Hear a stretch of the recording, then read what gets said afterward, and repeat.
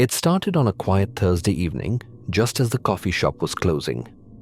Emily, a university student working the late shift alone, glanced impatiently at the clock.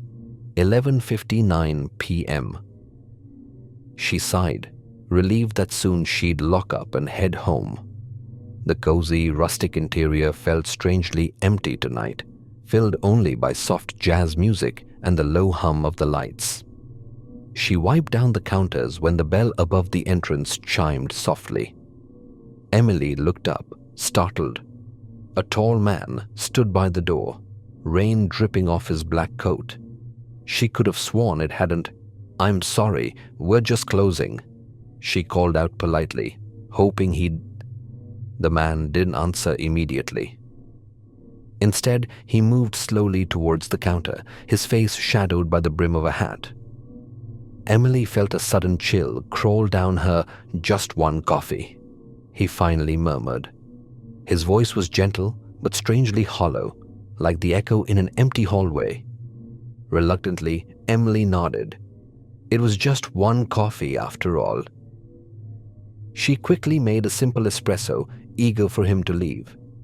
While she worked, she couldn't help but notice his reflection in the polished espresso machine. Something was off. His reflection appeared blurry, almost distorted. He took the coffee, holding it carefully. "Thank you," he whispered, placing a small coin on the counter, an old tarnished silver dollar. As he turned to leave, he paused at the door, looking back slightly. "Be careful on your way home tonight," he said quietly, then disappeared into the dark street. Emily locked up quickly, unsettled but dismissing the strange encounter as exhaustion. She headed to her car, parked in the dimly lit alley behind the shop. The air felt thick and humid, smelling faintly metallic, like rust. Suddenly, she heard footsteps behind her, slow, deliberate steps. She spun around, heart pounding, but saw nothing. Shaking off the paranoia, Emily quickened her pace. Then her phone vibrated. She glanced at the screen, confusion turning to dread. "Did you make it home safe, Emily?" The message had come from her own number. She froze, fingers trembling. Another vibration. "I'm already here. I've been waiting." Fear surged through her veins. Was this a sick joke? She dialed her roommate's number, but the call failed instantly. No signal. Suddenly, footsteps echoed again, closer now. Emily turned sharply, dropping her phone onto the wet asphalt. A dark figure stood at the end of the alley. Tall, coat dripping rainwater, hat pulled low. It was him. "What do you want?" Emily's voice cracked in panic. The man stepped forward slowly, silently. But when he lifted his head, Emily's blood turned ice cold. He had no face, just pale, smooth skin where eyes, nose, and mouth should have been. Yet somehow she heard his hollow voice clearly in her mind. "I warned you."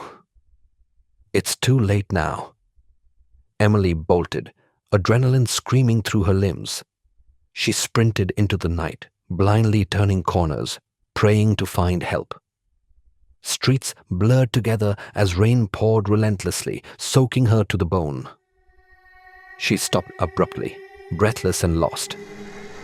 A familiar neon sign flickered in front of her. The coffee shop.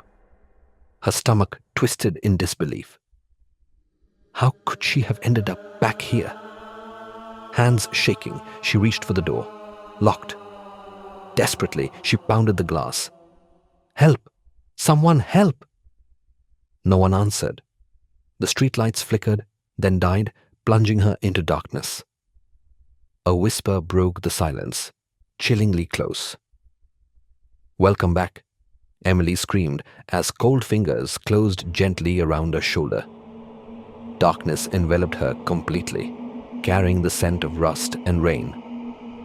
The next morning, her co-worker unlocked the cafe, humming cheerfully, until she spotted something strange. On the counter lay a small, tarnished silver dollar, still wet from the rain. She picked it up curiously, noticing words etched roughly on its surface. She's safe now. In the reflection behind her, a blurred figure watched silently, waiting patiently for closing time once again.